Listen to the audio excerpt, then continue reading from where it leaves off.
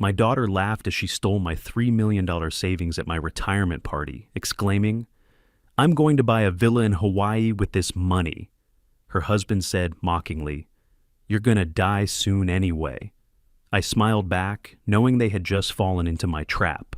Before we continue, please subscribe to the channel and let us know where you are listening in the comments. The champagne glass shattered against the marble floor as Wilma screamed, "You promised me that money." But I'm getting ahead of myself.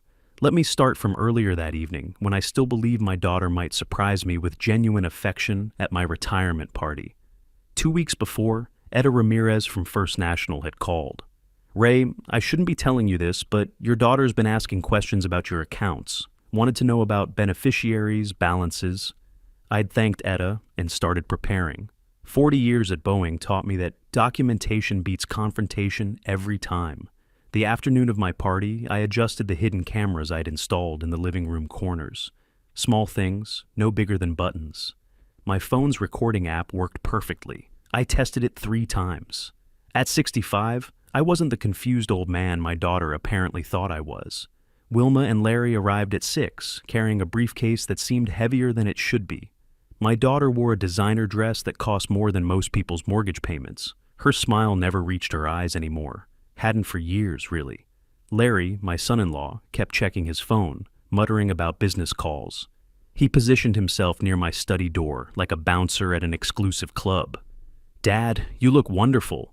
Wilma kissed my cheek, leaving lipstick I knew she'd complain about later if I didn't wipe it off immediately. I left it there. My former Boeing colleagues arrived in waves. Tom Martinez, who'd worked beside me on the F-15 project. Sandra Chen from Quality Control. The Johnsons from 3 houses down. Normal people who'd earned their retirements through decades of honest work. I watched Wilma whisper to Larry between greeting guests. They moved like dancers who'd rehearsed their routine countless times. The speeches started after dinner. Tom raised his beer, talked about 40 years of dedication, about the time I'd caught a design flaw that would have cost lives. Sandra mentioned my mentorship, how I'd helped her when nobody else would give a young Asian woman a chance in aerospace engineering. Their words felt real. Then came Wilma's turn. "Family takes care of family," she said, dabbing at tears that never quite materialized. "That's what Dad taught me. Now it's our turn to take care of him." Larry nodded along, adding condescending remarks about enjoying the golden years, about not having to worry about complex financial decisions anymore. Then came the moment they'd been building toward. Wilma produced a stack of papers mixed with retirement cards. "Dad, I've prepared something special for you. Some colleagues sent cards to sign, and remember that Children's Cancer Fund you mentioned last month? I took the liberty of preparing the donation paperwork." The stack was clever. Congratulations cards on top, requiring signatures. In the middle, barely visible, documents with dense text. Charity donation forms as decoys scattered throughout. Larry shifted position, blocking the other guest's view. Wilma guided my hand to the signature lines. "Don't strain your eyes reading all that fine print, Ray," Larry said. "It's standard charitable giving forms." Tom called out from across the room. "Ray, tell us about the avionics breakthrough on the F-15. "Dad, just sign here and here," Wilma urged. "The notary is only available tonight. She has to leave soon." I signed each document while discreetly photographing the pages with my phone. My hand moved naturally, years of multitasking serving me well. "How thoughtful, sweetheart. You've always been so organized."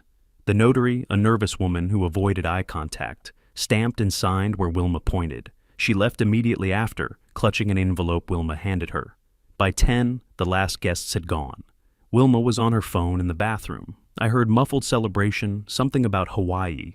Larry helped himself to my vintage bourbon collection, the one I'd been saving since Martha passed. Neither asked permission. While cleaning up, I found a torn envelope in the trash. The Children's Hospital logo stared up at me from the pieces. They hadn't even tried to hide their contempt. Alone in my kitchen, I reviewed the photos on my phone. Power of attorney, complete financial control. Every account, every investment, every penny I'd saved over 4 decades of work. The image quality was perfect, every word readable. They thought I was a fool. Tomorrow, they'd learn differently. I went to bed at my usual time, setting my alarm for early morning. I knew what was coming.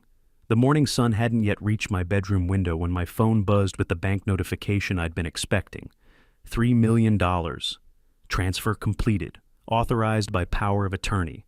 I stared at my phone screen, then dialed the bank, keeping it on speaker while my phone recorded everything. "This must be some mistake," I said to the representative. $3 million transferred from my retirement accounts. "Mr. Gray, I show the transfer was authorized with power of attorney documents dated yesterday, signed and notarized."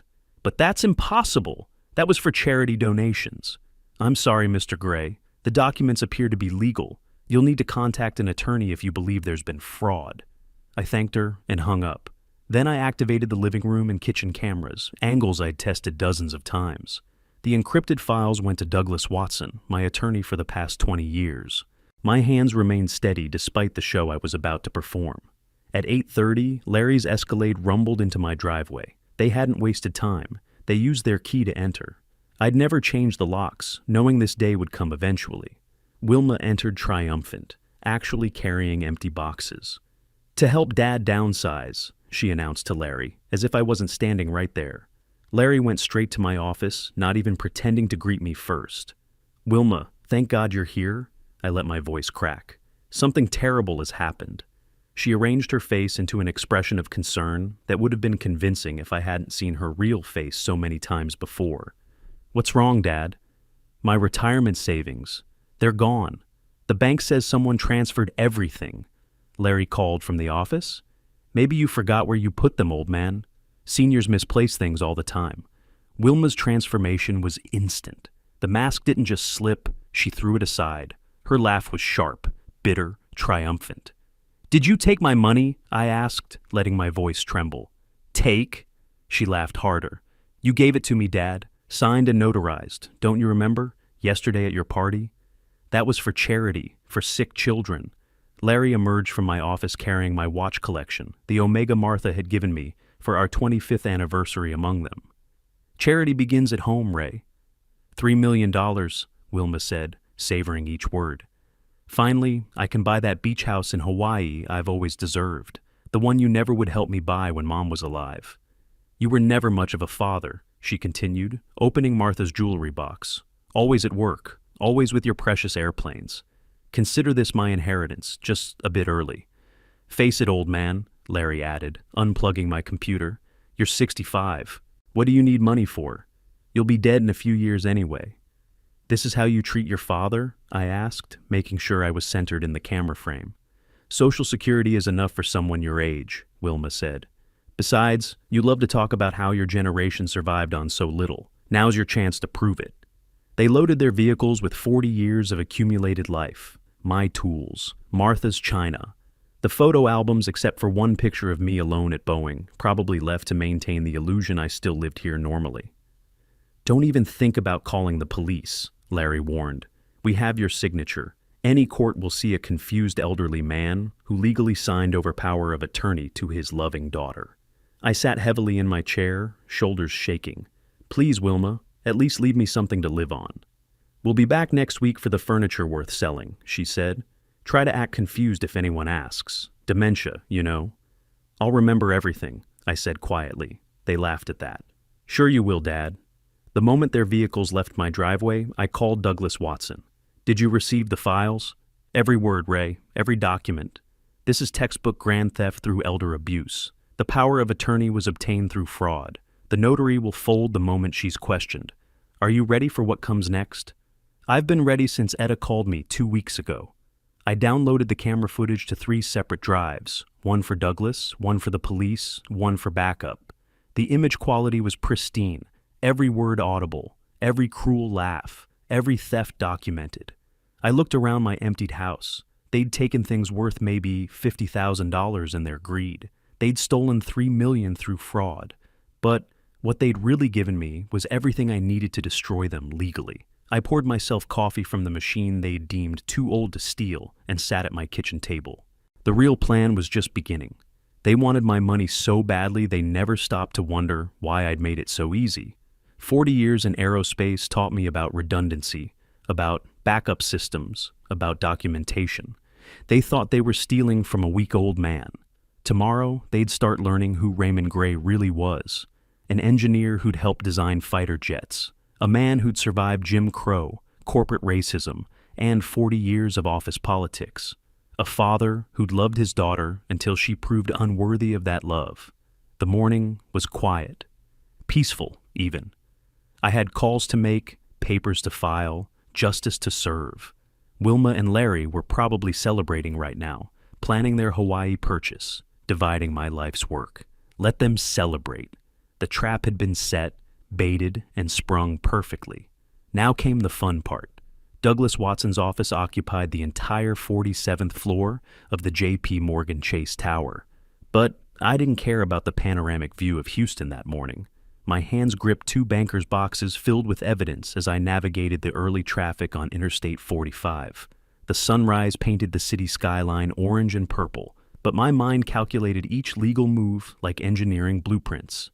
Every document, every recording, every photograph had been organized with the precision I'd applied to fighter jet schematics for 4 decades. The law firm's reception area gleamed with marble floors and oil paintings of Texas landmarks. I signed in at security, walked through the metal detector, and followed the escort to Douglas's office. Maria, his assistant for 20 years, offered coffee with knowing sympathy. "Mr. Watson cleared his entire morning for you, Mr. Gray." In the waiting room, other clients sat with defeated shoulders. I sat straighter, boxes balanced on my knees. Douglas Watson looked exactly like what he was, a former prosecutor who'd never lost his taste for justice. Silver-haired, sharp-eyed, his office walls displayed framed headlines of victories against corporate fraud and elder abuse.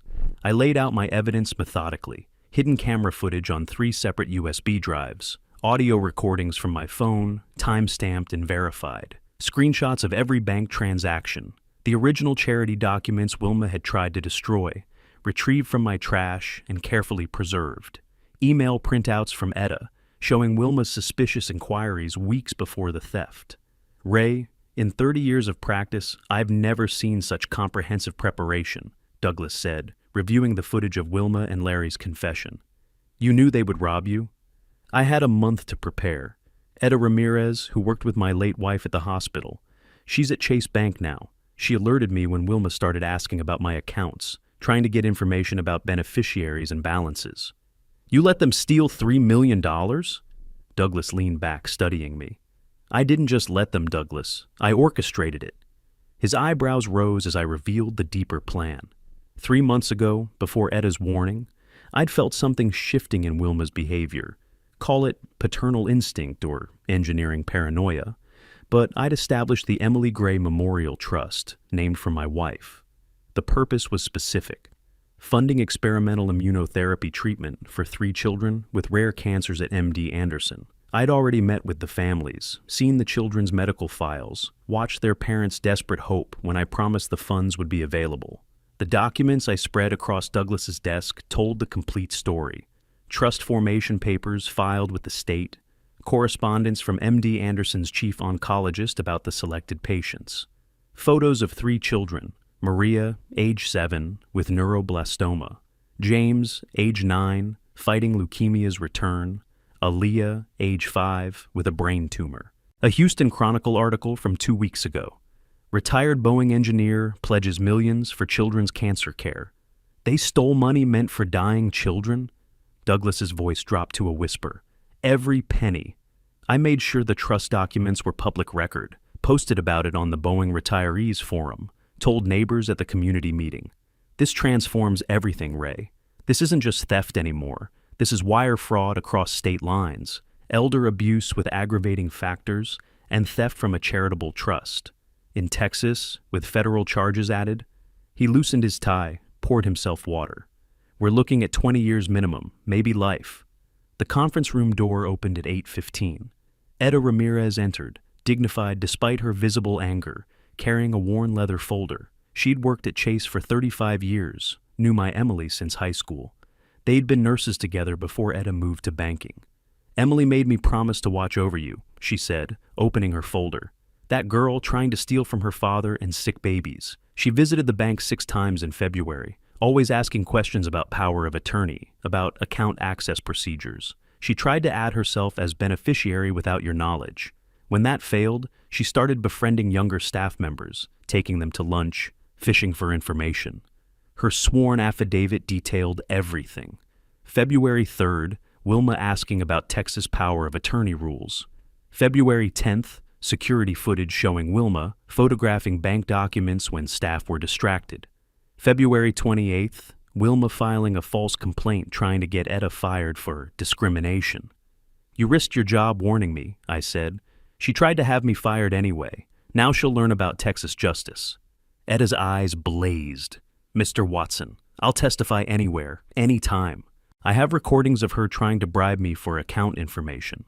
Douglas outlined our counterattack strategy while I signed the necessary documents. Emergency injunction to freeze all of Wilma and Larry's assets, filed within the hour. Criminal complaint with Houston PD's Elder Abuse Unit. Detective Morrison was already waiting. FBI notification for interstate wire fraud. Douglas had a contact from his prosecutor days. Civil suit for triple damages under Texas elder abuse statutes. The paperwork ready for filing. As Douglas made calls, my phone buzzed with an unknown number. The text made me pause. "Mr. Gray, this is Special Agent Chen, FBI Financial Crimes. We've been monitoring the Kellys' activities for 6 months. Can we meet today?" I left Douglas's office with a new understanding. The trap had caught more than just my daughter and her husband. The FBI field office in Houston looked nothing like the movies, just a nondescript building off Highway 290, where Special Agent Chen explained that my daughter had bigger problems than just me. His office was cramped, filled with bankers' boxes similar to mine. Financial crimes investigation charts covered one wall. Red strings connected photos of faces I didn't recognize, except for 2 in the center. Wilma and Larry, photographed leaving a Wells Fargo branch. Agent Chen, mid-40s with an accountant's precision and prosecutor's intensity, spread surveillance photos across his desk. "Mr. Gray, your daughter and son-in-law have been under federal investigation for 6 months. Your case gave us the smoking gun we needed." The photos told a story I'd never imagined. Larry meeting with known criminals at a warehouse in Pasadena. Wilma entering nursing homes across Harris County. Bank records showing patterns. 7 elderly victims identified so far, total theft exceeding $8.5 million. Larry's construction company was a front, laundering money through fake renovations that never happened. How did I not know my daughter was a career criminal? My hands trembled, not from age but from rage. They were careful, professional. They made mistakes only when they got greedy with you. $3 million in one theft? That exposed their entire operation. Chen showed me more documents. "We were building our case slowly. Your evidence accelerates everything. What happens next? We arrest them when they try to leave the country. And Mr. Gray, they already bought tickets to Hawaii, one way. I'd hired Frank James 2 days after the theft, needing eyes on Wilma and Larry while I worked with Douglas. Frank, a former Houston PD detective, had just called with his first surveillance report. His gravelly voice detailed what he'd observed that morning. 11 o'clock, your daughter's at the ATM on Westheimer. Card got declined. She's screaming at the machine, kicking it. 11:30, Larry's inside Chase Bank, finding out all their accounts are frozen. The banker had to call security when he started threatening staff. Frank paused. Got it all on video from my car. At noon, they're in the parking lot having a massive fight. She's blaming him for not being careful. He's calling her stupid for targeting her own father. My phone showed 17 missed calls from Wilma, 5 voicemails. I played the latest on speaker for Frank to hear. "Dad, there's been some terrible mistake. The bank's frozen everything. This is illegal. You can't do this to your own daughter. Call me back immediately." In the background, Larry shouted something about the stupid old man set us up. Frank continued his report. "They've tried 12 ATMs across Houston. Larry called Michael Torres, that criminal lawyer who defends cartel members. They're packing their cars right now, throwing everything valuable inside. Just saw them purchase plane tickets online. Hawaii, leaves day after tomorrow, early morning flight." "Let them run," I said. "The FBI is watching." "There's more, Ray." Frank's tone shifted. "Found their storage unit in Pearland, got photos through the window. It's full of documents, looks like records from other victims. There's a box labeled Patterson Estate." My breath caught. Mrs. Patterson was Emily's hospice nurse. They stole from her? Appears so. Want me to keep watching? Every move they make. 2 days later, Agent Chen called at 7 in the morning. They're in custody. Thought you'd want to know the details. He described the arrest like a choreographed operation. Terminal C at George Bush International, 5:30 a.m. Wilma and Larry checking oversized luggage for their Hawaii flight. FBI agents positioned throughout the terminal. Wilma spotted them first, tried to run, knocked over a family's luggage cart.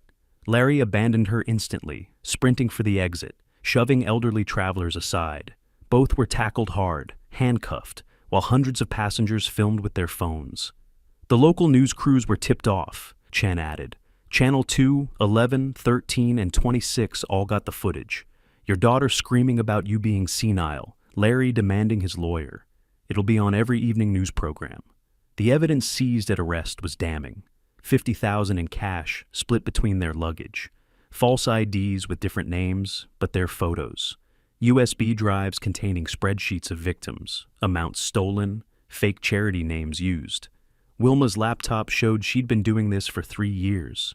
She inherited my planning skills, I told Chen. Just used them wrong. The next week, dominoes fell fast. Houston PD raided Wilma's real estate office. Douglas called with updates. Fraudulent deeds discovered, elderly clients identified as victims. Her office manager, Beth, already cooperating with investigators. Larry's construction sites were next. Frank watched it happen, calling me with play-by-play. FBI's hauling out boxes of fake receipts.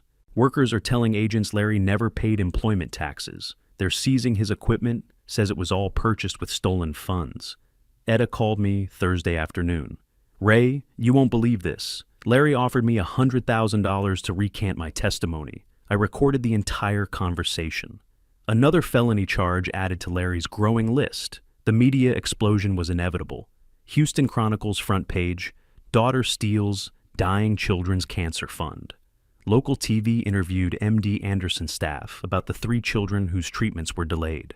I refused all interview requests, but other victims didn't. Mrs. Patterson, 78, lost $400,000 in life savings. Mr. Rodriguez, 82, lost his home to one of Wilma's real estate schemes. They formed a support group that met in Douglas's conference room. Frank's investigation uncovered more horrors. Offshore accounts in the Cayman Islands holding millions. Previous identity theft charges in California that Wilma had somehow escaped. Larry's connections to a Mexican money laundering operation. The FBI expanded their investigation, invoking RICO statutes. Federal asset forfeiture proceedings began immediately. Then came the call that broke my composure. Dr. Williams from MD Anderson. Mr. Gray, I need you to know the impact. Maria's parents are desperate. Insurance won't cover the experimental treatment. Her condition is deteriorating. We're trying to find emergency funding, but time is critical. I stood at Emily's grave that evening, speaking to her headstone. They didn't just steal from me, Emily. They stole from dying children. Your daughter did this. My phone rang. Douglas, breathless with news. Ray, you need to hear this. Larry wants to flip. He's offering to testify against Wilma for a plea deal. Says she was the mastermind. Has evidence of murders she planned that he stopped. The thieves' partnership was crumbling, just as I'd calculated it would. I was reviewing Douglas's message about Larry's betrayal when my doorbell camera alerted me to movement on the porch. Wilma stood there alone, without her usual designer confidence. Through the security app, I watched her pace back and forth, wringing her hands. Her Mercedes sat crooked in my driveway, driver's door still open, purse visible on the seat. No makeup, wrinkled clothes that looked slept in. This wasn't the polished manipulator who'd stolen millions 5 weeks ago. Before opening the door, I started my phone recording, texted Jake my location, and verified all living room cameras were active.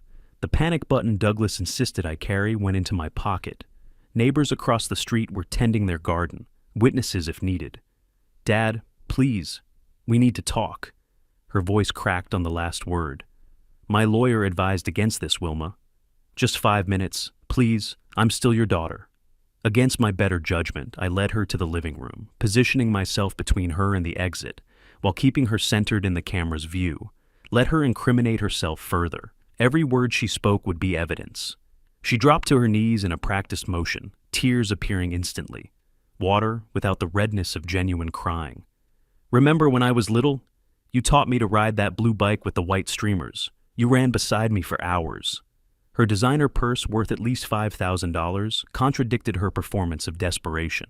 Fresh gel manicure gleamed as she reached for my hands. I stepped back.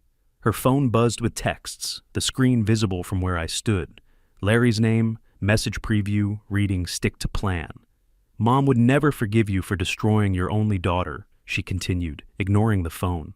"I'm still that little girl who made you Father's Day cards with macaroni and glitter. That little girl didn't steal from dying children, Wilma. Larry influenced me. He made me do things I never would have considered. You know I've always loved you, Dad. Is that why you told the FBI I was senile? Why you called me a confused old man who'd be dead soon anyway? That was all Larry's idea." She stood abruptly, fake tears stopping like a faucet turned off. "He forced me to say those terrible things." I pulled out my tablet, opening the video from March 16th. Her own voice filled the room. $3 million. Finally, I can buy that beach house in Hawaii I've always deserved. Then Larry, "Face it, old man. You'll be dead in a few years anyway." Her laughter on the recording was sharp, cruel. Wilma's transformation was instant. The performance evaporated, replaced by pure rage. "You recorded us? That's illegal. Texas is a one-party consent state. I'm the party. This is entrapment. You set us up. The jury will understand the context perfectly, especially the part where you packed Mom's jewelry while calling me pathetic." Desperation cracked her voice. "You're really going to let your daughter go to prison? What will people think of you, sending family to jail?" She grabbed a vase, my wedding gift to Martha, and hurled it against the wall. "I'll tell everyone you abused me as a child. I'll destroy your reputation." "The truth speaks louder than lies, Wilma." Jake appeared at the window, visible but not intrusive. Wilma noticed him, and her rage erupted completely. "We've been planning this for 3 years. You were supposed to be confused, not prepared. Mrs. Patterson was easier. She just signed without reading." She caught herself, face paling. "Mrs. Patterson, Mom's hospice nurse? Larry has connections who could make you disappear," she screamed, then immediately tried to retract. "I didn't mean that. I'm upset. I'm pregnant, Dad. You'd send your grandchild's mother to prison? Another lie? The FBI has your medical records from the arrest processing." Her shock at the extent of the investigation froze her mid-breath. She stormed out, knocking over Emily's photo deliberately. The frame shattered on the tile. "Did you get all that on your body cam?" I asked Jake. "Every word, Mr. Gray. Crystal clear." I called Douglas immediately, sending him the new recordings. Frank James phoned while Douglas reviewed the files. Larry just left his lawyer's office in a rage. Prosecutors rejected his deal. Not enough value in his testimony. He's blaming Wilma for everything going wrong. Agent Chen texted, "We monitored her visit. Thank you for the additional evidence." Standing over the broken photo frame, carefully extracting Emily's picture from the glass shards, I whispered, "She showed her true nature, Emily, just as you predicted she would." The security system alert buzzed again. 3 unknown vehicles circling the block slowly. Jake's voice crackled through the intercom. "Mr. Gray, we've got company. 3 cars, multiple occupants. They're not trying to hide." Through the security monitors, I watched the vehicles position themselves. A black SUV at the corner, white van across the street, gray sedan 3 houses down. The occupants made no effort at subtlety. Rough men with visible prison tattoos, taking shifts watching my house. Jake's team installed additional cameras within hours, documenting every license plate, every face. Frank James called with his investigation results.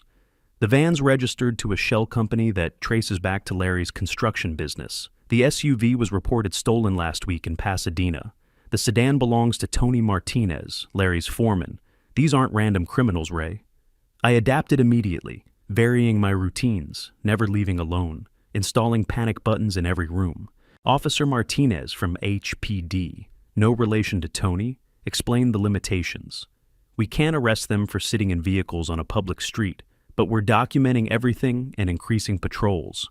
That evening, my garbage cans were overturned, mail stolen from the box. "They're testing our responses," I told Jake, "looking for weaknesses." 5 days later, my modified morning walk with Jake took us through busy public areas only. 2 men approached aggressively near the park. "Hey, old man, we need to talk about your testimony." Jake stepped forward, hand moving to his licensed weapon, body camera recording. The men saw the camera and retreated. They followed us to the grocery store, cornering me in produce. Accidents happen to old people, especially ones who don't mind their own business. My voice carried across the store. "Are you threatening me because I'm testifying against Larry Kelly in the elder fraud case?" Shoppers pulled out phones, recording. The men fled before police arrived. Officer Chen, different from the FBI agent, took my statement. "This establishes a pattern of witness intimidation. With the video evidence, we can file charges." Frank identified both men that afternoon. Marcus Williams and Tony Martinez both work for Larry's construction company. Both have records for assault. Phone records will prove Larry's involvement. The real escalation came at 11 p.m. on April 30th. Motion sensors triggered in the backyard. 3 figures in ski masks approached with crowbars and bats. Jake's team activated floodlights and the loudspeaker. "You're being recorded. Police are en route." They smashed my garden sculptures anyway. Spray-painted drop charges on the wall shattered the greenhouse windows. One approached the back door with his crowbar raised. From the safe room, I watched on monitors while speaking to 911. Police arrived in 4 minutes, an eternity when violence threatens. 2 suspects fled immediately. The third, tangled in my hedge, was pulling off his mask when officers cuffed him. Tony Martinez, Larry's foreman. "Larry Kelly paid us $10,000, Tony shouted as they led him away. "He said just scare the old man, make him drop charges. I got texts proving it," Detective Morrison called the next morning. Tony flipped for immunity immediately. "We have Larry's texts ordering the intimidation, payment records, even written instructions. Combined with the attempted break-in, we're charging Larry with conspiracy to commit assault, witness tampering, and attempted murder." Larry's arrest at his attorney's office turned violent. Frank witnessed it, calling me with details. He fought 3 officers, screaming about Wilma setting him up. Broke a window trying to escape. They added resisting arrest and assault on officers to his charges. Bails revoked permanently. Wilma immediately distanced herself through her lawyer, claiming no knowledge of Larry's actions, offering to testify against him. The FBI observed her trying to liquidate hidden assets, booking flights to countries without extradition treaties. Federal marshals offered me protection, which I accepted. The safe house was sterile but secure, nothing like the home I'd shared with Emily for 35 years.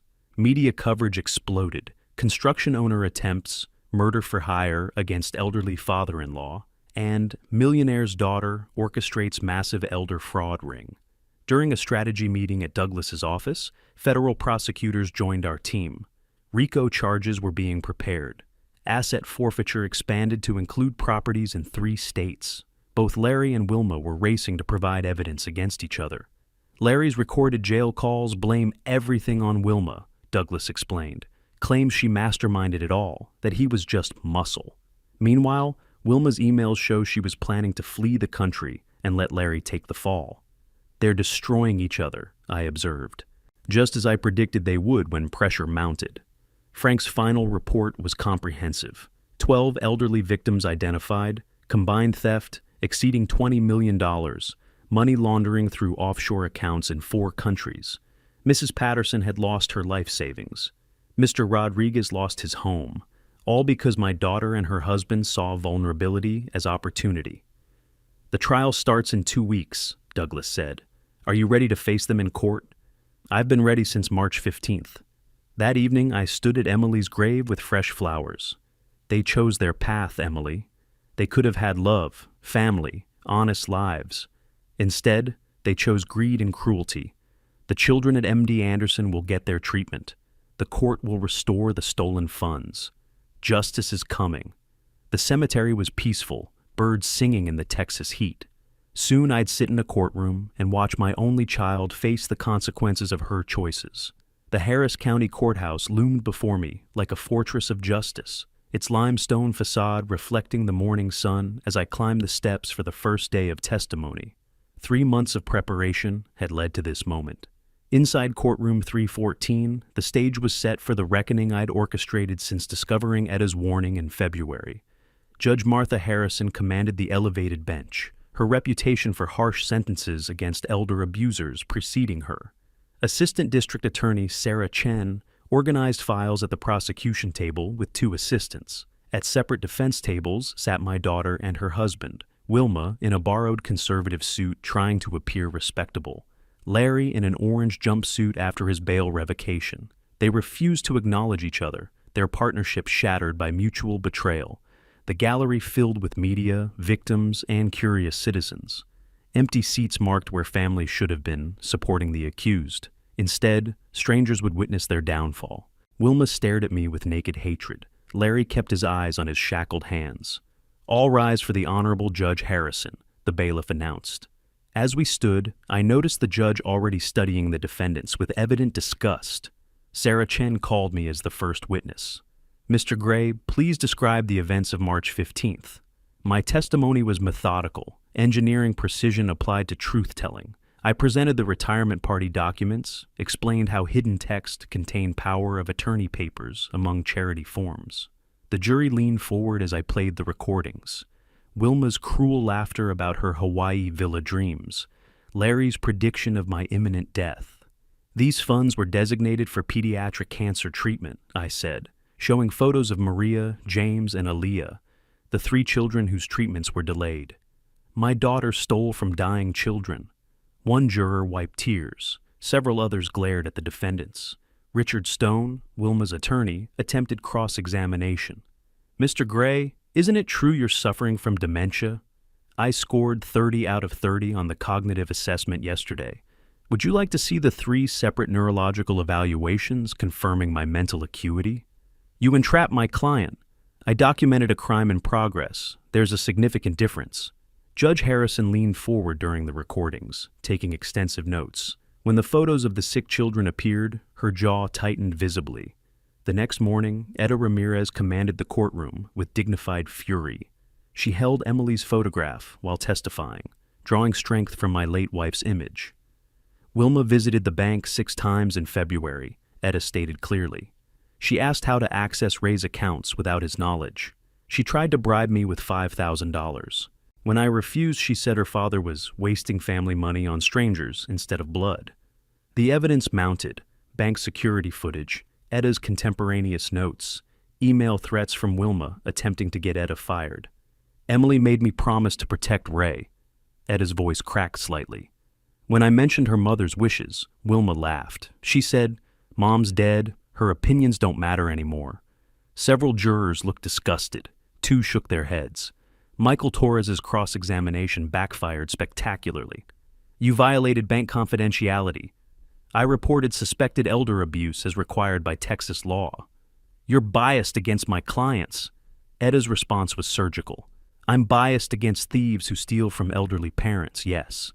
Over the next week, other victims testified. Mrs. Patterson, Emily's former hospice nurse, described losing her house to Wilma's real estate manipulation. She said it was for a better care facility. I ended up homeless for 3 months. The elderly woman showed photos of herself sleeping in a shelter. Mr. Rodriguez detailed Larry's construction fraud. $400,000 charged for $5,000 in actual work. When I questioned the bills, he said accidents happen to old people who cause problems. FBI agent Chen presented the broader conspiracy. This was an organized criminal enterprise. RICO statutes clearly apply. We've traced money laundering through 4 countries.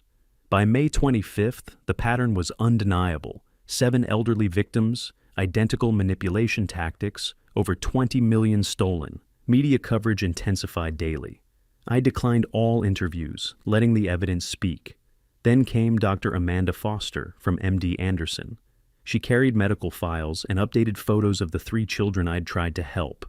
8-year-old Tommy's treatment was delayed 2 months because the funding disappeared, she testified. His tumor grew 40% during that delay. The stolen funds were his only hope for the experimental therapy. She showed Tommy's photo, thin, bald from chemotherapy, but still smiling. The courtroom went silent. Several jurors cried openly. Even Larry shifted uncomfortably. Wilma tried to maintain her composure, but her mask was cracking. For the first time since March, I broke publicly. "That child might die because of greed," I said, voice shaking. Judge Harrison called a brief recess. Douglas comforted me in the hallway while I regained control. As court adjourned, Prosecutor Chen announced, "Defense may call witnesses tomorrow. Mr. Kelly, you're expected to testify." Larry nodded, shooting venom at Wilma. As we filed out, Larry's attorney approached the prosecutor with a folder marked, "Confidential Plea Agreement." Douglas called me at 6 a.m. the next morning. "Ray, you need to hear this. Larry's taking the stand against Wilma, and his lawyer just delivered evidence we didn't even know existed." June 1st's testimony became a masterclass in criminal self-destruction. Larry shuffled to the witness stand in shackles, orange jumpsuit replacing his expensive suits, a fresh bruise darkening his left eye from a jail altercation. He avoided Wilma's burning stare, speaking directly to Prosecutor Chen instead. "She started planning this in 2022, Larry began, his voice steady with rehearsed conviction. "Made me study elder law loopholes for months. She picked victims at her real estate office, specifically targeting clients without close family. She called them golden geese." The documents Larry's attorney provided stunned even the prosecution. Wilma's handwritten list of potential victims with estimated net worth, calculations of profit margins, emails detailing manipulation, strategies with subject lines like Operation Inheritance and Early Withdrawal Plan. Then came the recording Larry had secretly made. Wilma's voice filled the courtroom. "Dad trusts me completely, the fool. We'll take everything and blame his age. If he fights back, we'll have him declared incompetent. I've already got a doctor who'll sign anything for $10,000.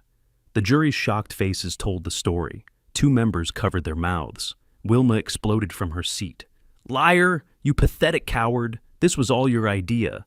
She hurled her water glass at Larry. It shattered against the witness stand barrier. Bailiffs restrained her as she lunged forward. "Remove the defendant," Judge Harrison commanded. "Mrs. Kelly, you're in contempt. One more outburst and you'll watch your trial from a holding cell." As they dragged Wilma out, she screamed, "He's lying! I'll destroy you, Larry! You're dead!" My emotions churned. Satisfaction at the evidence, profound sadness at my daughter's complete moral collapse, relief that every terrible truth was emerging. The forensic accountant testified next, revealing the money's path through shell companies in Delaware, accounts in the Cayman Islands, Bitcoin conversions attempting to hide the trail, properties purchased with stolen funds in 3 states. The criminal enterprise value exceeded $30 million. Larry's confessions continued for hours. Other victims we hadn't identified. Bribes paid to city officials for paperwork approval. A nursing home administrator taking kickbacks for resident referrals. Each revelation brought new gasps from the gallery. Wilma's attorney grew increasingly desperate.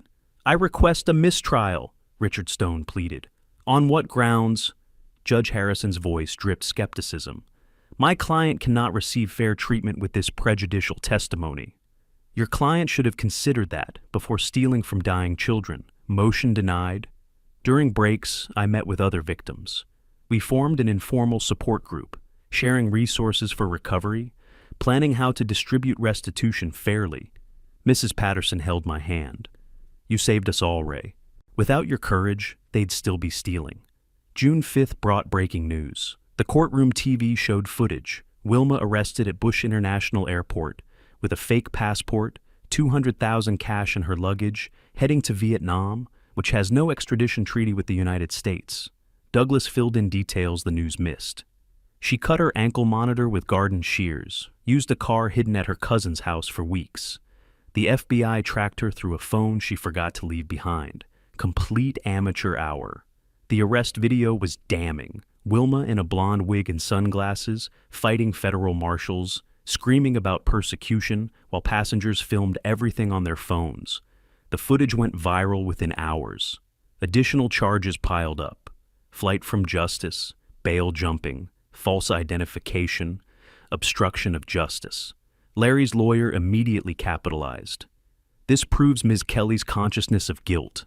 Mr. Kelly tried to stop her criminal impulses, but was overpowered by her manipulation." Agent Chen called that evening. "We found another $2 million she'd hidden in cryptocurrency accounts. Your daughter was planning this escape for months. She's more dangerous than we initially assessed." By June 10th, both defendants were testifying against each other in a vicious cycle of mutual destruction. Larry claimed manipulation and coercion. Wilma alleged threats and abuse. Each provided evidence against the other: text messages, photos of them celebrating after successful thefts, joint bank accounts proving equal participation. Neither could produce character witnesses. Wilma's colleagues refused to testify. Larry's own mother took the stand against him, describing years of elder abuse in their own family. Former employees detailed wage theft and intimidation. Ex-partners revealed previous frauds that had gone unprosecuted. My victim impact statement was the hardest testimony I'd ever given. They didn't just steal money. They stole trust, family bonds, the very concept of love between parent and child. They chose greed over everything sacred. I've lost a daughter forever, not to death, but to something worse. She chose to become a predator, hunting the very generation that raised her. The civil forfeiture hearing brought final financial justice. A federal judge ordered complete asset seizure. Every property, vehicle, piece of jewelry, bank account, all frozen and liquidated. Victims would receive full restitution. My $3 million would be restored. MD Anderson would finally receive the promised donations for Tommy, Maria, and Alia's treatments. In the courthouse hallway, Wilma and Larry passed each other under marshal escort. She spat at him. He laughed in her face. The marshals quickly separated them, but the image was caught by news cameras, the final destruction of their criminal partnership. Frank James delivered his last report. Found 3 more victims in California. All will receive compensation thanks to your case. You've changed how elder abuse is prosecuted nationwide. Judge Harrison's voice echoed through the courtroom. Closing arguments tomorrow, verdict expected by week's end. My exhaustion was bone deep, but resolution approached. Tomorrow, justice would finally speak its verdict. The jury filed back into the courtroom after 3 days of deliberation, their faces revealing nothing as I gripped the armrest of my chair.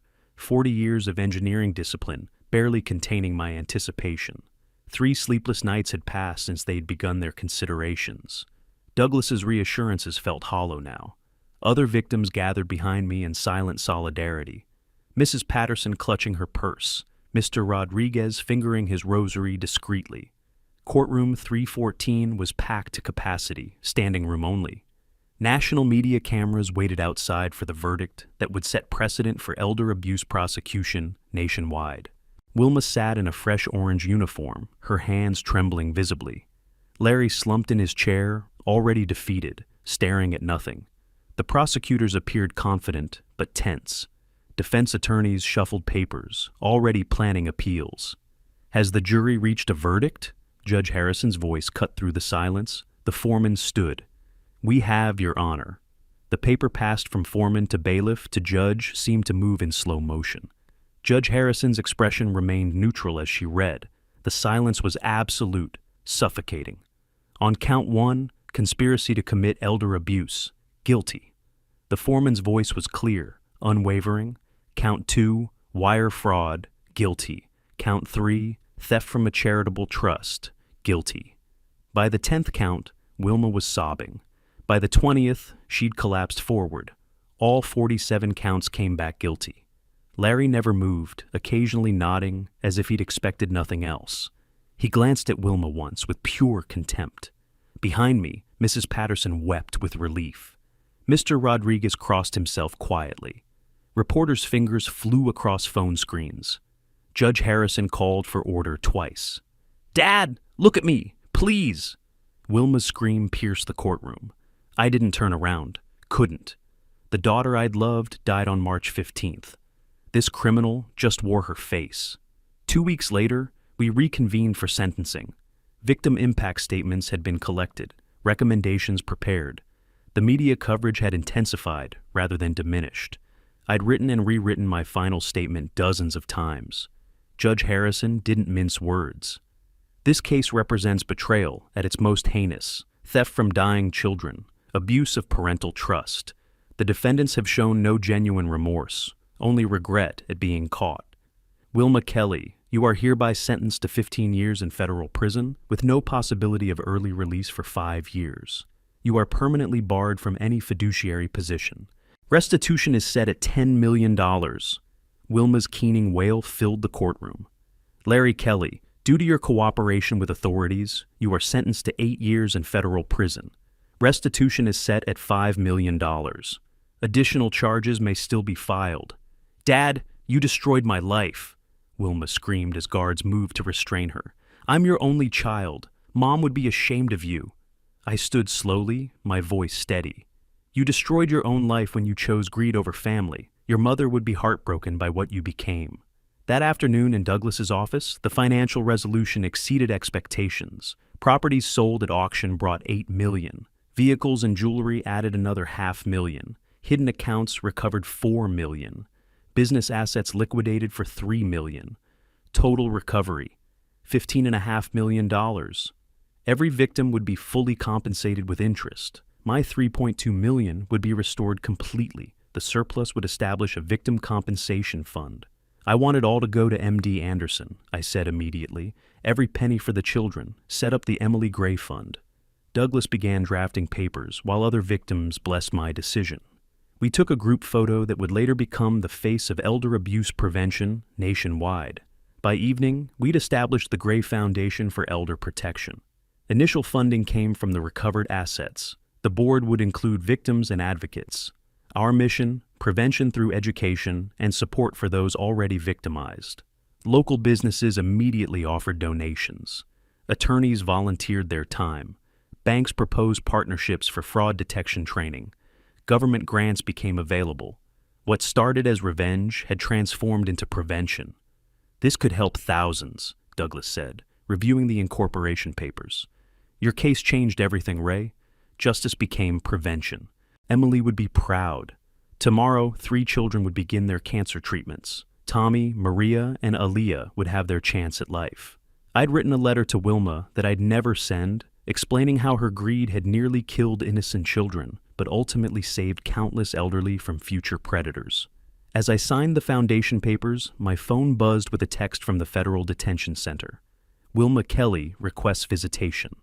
The drive to the Women's Federal Detention Center took 2 hours, giving me time to prepare for what might be my last conversation with the person who used to be my daughter. The Texas summer heat shimmered off the highway, matching the burn of unresolved emotion in my chest. Security screening was thorough. Metal detectors, pat-downs, personal items locked away. The antiseptic smell of industrial cleaning products couldn't mask the underlying odor of despair. Through multiple gates and checkpoints, I followed the guard to the visiting room. Thick scratched plexiglass separated 2 rows of plastic chairs. Phone handsets hung on each side. Wilma sat waiting, her appearance shocking. The orange jumpsuit hung loose on her diminished frame. Without hair dye, gray streaked through what had once been perfectly styled hair. Her face had aged 10 years and 2 months. Yet her eyes still held that familiar defiance. She grabbed the handset. I'm still your daughter. My daughter died on March 15th, I replied quietly. The person you became killed her. You can't mean that. The Wilma I raised wouldn't steal from dying children. She wouldn't rob elderly victims of their life savings. That person is gone. I made one mistake, her voice cracked through the phone. You made hundreds of calculated choices over 3 years. Each elderly victim was a choice, each forged document, each lie. When I get out, you'll be dead anyway. The venom in her voice was pure, perhaps. But the foundation I'm building will help thousands long after I'm gone. Your crime became their salvation. I hate you. I know. I still love who you used to be. Goodbye, Wilma. I stood to leave. She pounded on the glass, screaming words I couldn't hear and didn't want to.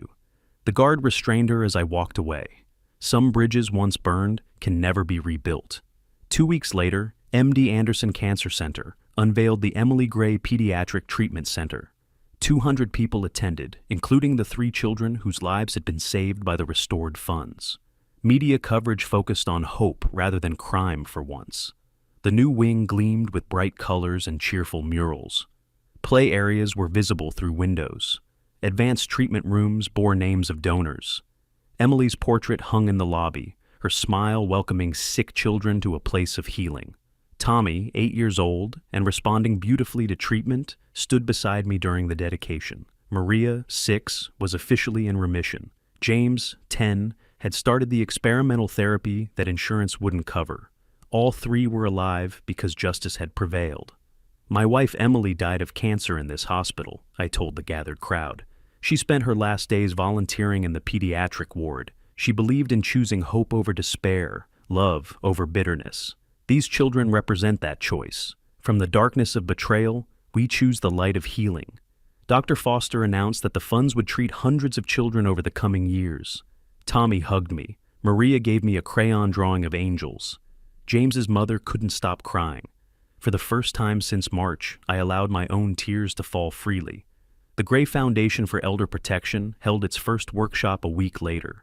50 seniors attended, learning to recognize fraud warning signs, protect their assets, and document suspicious behavior. Within a month, we'd prevented 3 attempted elder abuse cases. Trust but verify everything, I taught them. Family members can be predators too. Never sign without reading. Always have a witness. Support groups formed organically. Victims found healing through helping others. Shame transformed into strength. By month's end, 20 cities had requested chapters. The Senate Committee on Aging invited me to testify about federal legislation. Letters arrived daily. An elderly woman in Oregon detected her grandson's theft attempt using our checklist. A man in Florida stopped a suspicious transfer his daughter initiated. Families reconciled after recognizing warning signs early. Each letter reminded me that Wilma's crime had inadvertently saved hundreds. One evening, sitting in the same backyard chair where I'd planned my revenge 18 months ago, I reflected on the journey. I'd lost a daughter, but gained a mission. Emily's memory was honored not through vengeance, but through protection of the vulnerable. Mrs. Patterson arrived unexpectedly. "Ray, my grandson wants to meet his hero. You saved our family." The next morning brought Tommy's 9th birthday party at the hospital. His cancer was retreating steadily.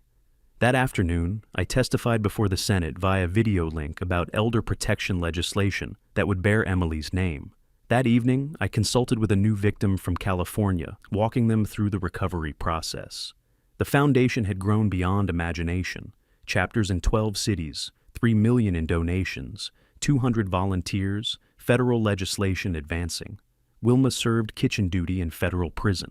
Larry had been injured by fellow inmates who despised anyone who hurt the elderly. Both were forgotten by everyone, except their victims. As sunset painted the Houston sky purple and gold, Emily's wind chimes rang in the evening breeze. The same chimes that had witnessed my planning now sang of redemption. They thought they'd stolen my retirement. Instead, they'd given me purpose. They thought they'd destroyed my family. Instead, they'd created a nationwide family of protected elderly and grateful families. "Emily," I whispered to her photograph, "we did it. The children are safe. The elderly are protected. From our loss came their salvation. Tomorrow would bring new challenges, new victims to help, new predators to stop. But tonight, for the first time since that March evening, when my daughter chose greed over love, I felt peace. Justice had been served. The vulnerable were protected. And somewhere, Emily was smiling. If you like this story, please like this video, subscribe to the channel, and share your impressions of this story in the comments. To listen to the next story, click on the box on the left. Thank you for watching.